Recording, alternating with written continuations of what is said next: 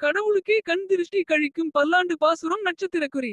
பெரியாழ்வார் கூடலழகர் பெருமாளை மதுரை பார்த்து பாடிய அழகான பாசுரம் பல்லாண்டு. பல்லாண்டு பல்லாயிரத்தாண்டு. விஷ்ணு சித்தர் என்ற பெரியாழ்வார் மதுரையின் 4 வீதிகளை சுற்றி கொண்டு வரும் போது தன் குழந்தைக்கு விழாவில் மரியாதை செய்வதை பார்க்க தாயும் தந்தையும் பார்க்க ஆசைப்படுவது போல மதுரை கூடலழகர் பெருமாள் இருப்பு கொள்ளாமல் தானும் பார்க்க வேண்டும் என்ற ஆசையுடன் கருடவாகனத்தில் வர எம்பெருமானை ஆகாசத்தில் கருடவாகனத்தில் பார்த்த பெரியாழ்வார் தன்னுடன் கூட வந்திருக்கும் பண்டிதர்களில் சிலர் பரமாத்மா என்று ஒருவர் இல்லவே இல்லை என்றும், சிலர் அணுக்கள் தான் உலகம் என்றும், சிலர் இயற்கையே தான் உண்மை என்றும், சிலர் கர்மா ஆக்ஷன் ரியாக்ஷன் தான் என்றும், சிலர் காலம் தான் என்றும், சிலர் வேதத்திலேயே சொன்ன உபதெய்வங்களையே பரமாத்மா என்றும், சிலர் தெய்வம் உண்டு ஆனால் தெய்வத்துக்கு நாமம் இல்லை ரூபம் இல்லை குணம் இல்லை என்றும் அரச சபையில் வாதிட்டார்கள். இவர்கள் மத்தியில் இப்படி அப்பட்டமாக நாம ரூப குண சௌந்தரியத்துடன் தானே பரமாத்மா என்று வந்து விட்டாரே, இவர்களால் பெருமாளுக்கு கண் திருஷ்டி பட்டு விடுமோ என்று பெரியாழ்வார் நினைத்தார். குழுமி இருக்கும் அத்தனை பேரும் பெருமாளின் அருமை தெரிந்து இருப்பார்களா? பக்தர்கள் நடுவில் பெருமாள் இப்படி திவ்ய காட்சி கொடுத்தால் பக்தர்கள் ஆசை தீர ஆடுவார்கள் பஜிப்பார்கள். இவர்களோ இத்தனை காலமும் குதர்க்கம் செய்து கொண்டிருந்தார்கள். பெருமாளின் மகிமையை உணராது இருந்தார்கள்.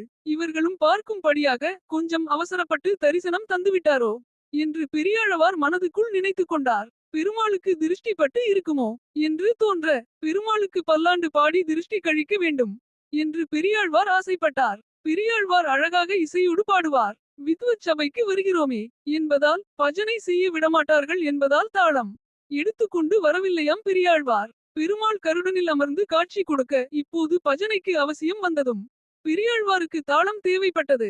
யானையின் இருபக்கமும் தொங்கிக் கொண்டிருந்த மணிகளையே தாளமாக எடுத்துக்கொண்டு ஒன்றோடு ஒன்று முத்திக்கொண்டு பகவானுக்கு மங்களாசாசனம் செய்கிறார் பெரியாழ்வார். தன்னை பெருமாள் பார்த்து கொள்ள வேண்டுமே என்று சாமானியன் நினைக்கிறான். தான் பல்லாண்டு பாட பெருமாள் தனக்கு வேண்டுமே, அவர் நன்றாக இருக்க வேண்டுமே என்று பக்தன் நினைக்கிறான். தான் செய்யும் பஜனையை பார்க்க பெருமாள் ரூபத்துடன் வேண்டுமே என்று பக்தன் கேட்க, ரூபம் கடந்த குணங்கள் கடந்த நாமங்கள் கடந்த பரமாத்மா பக்தன் செய்யும் பஜனைக்காக நாம ரூப குணங்களை எடுத்துக்கொண்டு பாரத தேசம் முழுவதும் விபவ அவதாரமும் அரச்ச அவதாரமும் செய்து தோன்றி விட்டார். பக்தனான பெரியாழ்வாருக்கு பெருமாள் பல்லாண்டு சுகமாக இருக்க வேண்டும் என்று தோன்ற நட்சத்திரக்குறி பல்லாண்டு பல்லாண்டு பல்லாயிரத்தாண்டு பல கோடி நூறாயிரம் மல்லாண்ட தின்தோள் மணிவண்ணா உன் சேவடி செவ்வி திருக்காப்பு நட்சத்திரக்குறி. நட்சத்திரக்குறி அடியோ மூடும் நின்னோடும் பிரிவின்றி 1000 பல்லாண்டு. வடிவாய் நின்வல மார்பினில் வாழ்கின்ற மங்கையும் பல்லாண்டு. வடிவார் சோதி வலத்துறையும் சுடராழியும் பல்லாண்டு. படைபோர் புக்கு முழங்கும பாஞ்சசன்னியமும் பல்லாண்டே நட்சத்திரக்குறி என்று மங்களாசாசனம் செய்கிறார். பெரியாழ்வார் அருளி செய்த திருப்பல்லாண்டு. பெரியாழ்வார் எப்படி பெருமாளை வாழ்த்துகிறார் என்பதை பாருங்கள். திருமாலே நீ பல்லாண்டு வாழ வேண்டும் என்று வாழ்த்துகிறார். பின்னும் பார்க்கிறார் அவன் மார்பில் வாழும் லக்ஷ்மி தெரிகிறாள். அவளையும் வாழ்த்துகிறார். பின்னும் பார்க்கிறார் அவன் கையில் உள்ள சங்கும் சக்கரமும் தெரிகிறது. அவற்றையும் வாழ்த்துகிறார். சரி, அவன் வாழ வேண்டும். அவன் மனைவி அவன் சங்கு அவனுடைய சக்கரம் எல்லாம் வாழ்த்தியாகிவிட்டது. அவனுக்கும் தனக்கும் உள்ள பந்தம் பிரிந்து விடக்கூடாது. அந்த பந்தமும் பல்லாண்டு வாழ வேண்டும் என்று வாழ்த்துகிறார்.